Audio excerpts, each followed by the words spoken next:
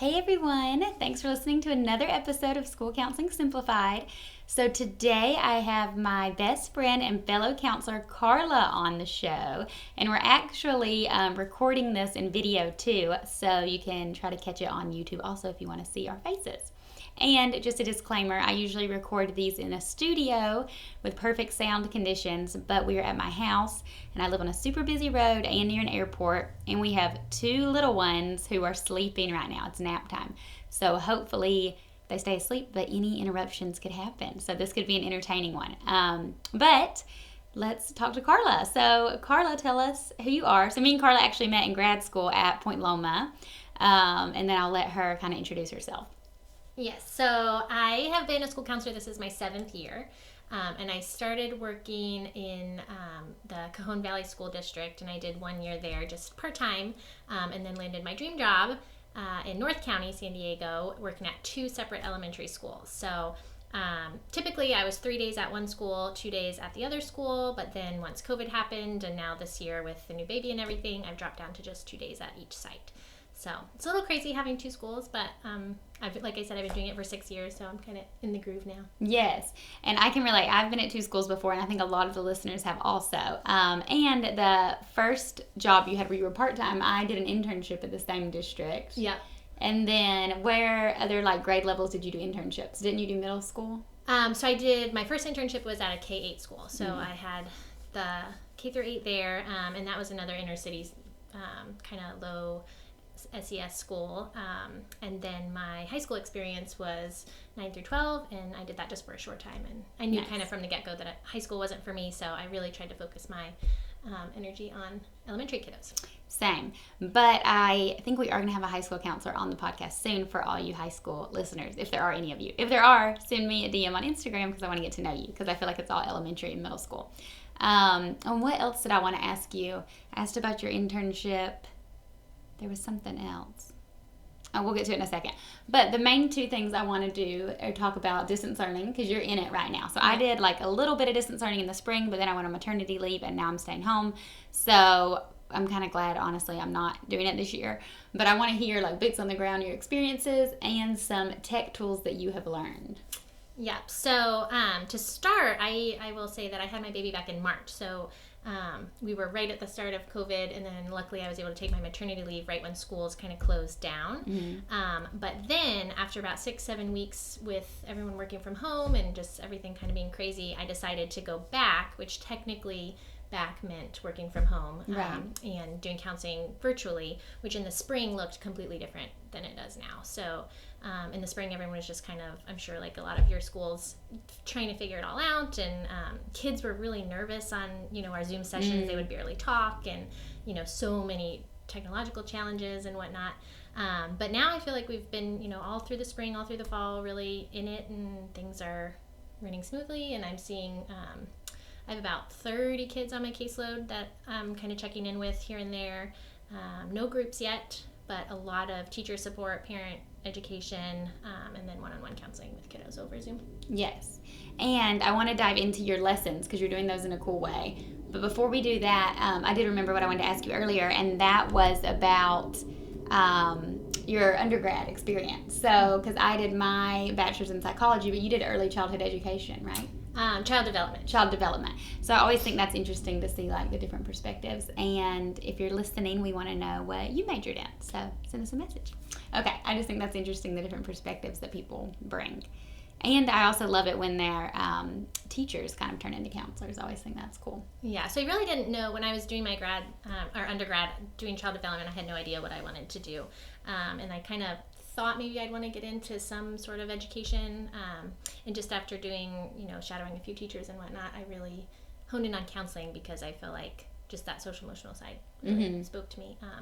So yeah. For sure. Okay, so back to your lessons. So you definitely have your hands full. You're doing 4 days a week, right? At 2 schools. Yes. All virtual. All virtual, and when it wasn't virtual, everything was very cut and dry. Tuesday, Wednesday I went here, Thursday, Friday I went there, and now I even supposed to have Mondays off, and it's just all things all the time. Right. So, and with the baby, just doing things when I can. So just kind of meshed all over. But one thing that's super consistent are my lessons that I'm pushing out to teachers.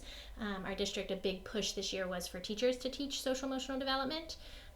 And since I'm not able to, typically I'd be able to get into the classroom at least once a month and do counseling and curriculum, but this way I'm not able to, and so I've been pre-recording my lessons and then pushing those out to teachers to then include either live whole class through their Zoom lessons or just for kiddos to do kind of on their own time. They call it their asynchronous learning time. Right. Okay. So.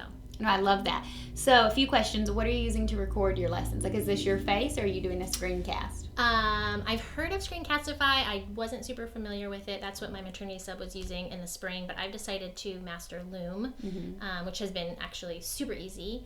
I'm creating all my lessons on like Google Slides and then just looming over them. So in Loom, your picture's in the corner, right? Yeah, that's the little circle. Okay. Kind of down in the corner. Okay. And is it free to use for listeners? Okay. Awesome. I haven't tried it yet, but I want to try the only downside is you can't really like edit and piece things together, so you got one shot. But okay. That's good to know. And then how do you find most teachers are using the lessons? Are they assigning it to kids to do on their own, or are they doing it as a class? Do you know?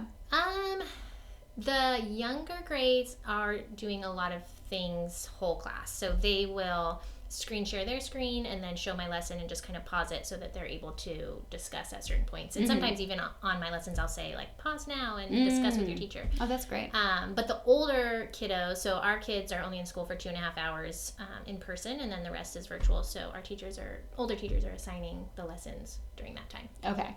And do you feel like, how has teacher buy-in been? Are they like on board and showing it, or do you feel like half of them like don't do it? I think there's a mixture of both. I try really hard to make it super easy. So I send out the slide deck to teachers for if they want to do it whole class. I send it loomed over for if they want to assign it, outside. I also upload all my lessons to my website and the kids' Canvas page as well. So if teachers aren't assigning them, then kids just want to explore and click around, they can do lessons on their own time too. Okay. So. And you said something earlier, you told me you have like a playlist of something? Yes. Yeah. So I have the core lesson. So I think this week was resiliency. And that's usually like a 15-minute real quick kind of lesson from me. And then I have several supplemental activities that kiddos can do. So ideally the teachers would be having the students complete the lesson and then maybe, on Monday, and then throughout the week they could do those supplemental activities. But realistically, it's just kind of when they can. Yeah. I like that idea for in-person guidance lessons also, like providing supplemental activities. I never thought of that, like so they can follow up. Because you go in once a month and then they might not like talk about that subject again.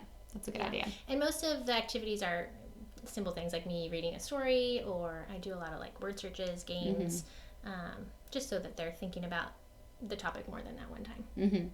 And on a scale of like 1 to 10 of tech savviness to do this Google Slides Loom thing, what do you think our listeners need to be at? Like, was it pretty easy? It was a lot of trial and error. I feel like I started at maybe a 1, but I learned pretty quickly. So you definitely, Loom's very simple. I feel like that is easy to start with. I do some other kind of engagement things with kiddos. In Kahoot is a big one. Kahoot games, Seesaw, those sort of things that a lot of our teachers are using. Those I think require a little more tech savviness. Okay. Just to be familiar with. And I want to hear about which one, like what virtual resources are you using now that you weren't using before? So like you mentioned Loom, Kahoot. Kahoot's fun. I had played that at a school before. The kids play on their device, right? Yeah, they love it. And it's, it could be, it's just little the quizzes. Quiz, so, but yeah, they can play through their device. So yes, what tech tools have you acquired since, or that you're using more now, I guess, than you used in person? Like Google everything. I started in the spring with like a Google Classroom, and then that was kind of a good way for me to connect with kids here and there if they joined my classroom, which I didn't have a ton of kids actually join. There were only like 30 or 40. But then our district moved to Canvas, so now I'm in touch with all kids. But over the summer, I tried to create one of those Google Bitmoji classrooms, so that was a big learning curve. And then I don't use it at all now because I'm not using Google. Oh, right. But I do use my Bitmoji, so I feel like learning that. And then even, like Google Slides and the Google Sheets and everything. Yep, all things Google. Yeah. I love Google too. Awesome. Well, this like wraps it up. I just wanted to check in with you quickly and let everyone meet you. Hopefully you'll come on future episodes and just hear, so they could hear from someone who's like in it right now.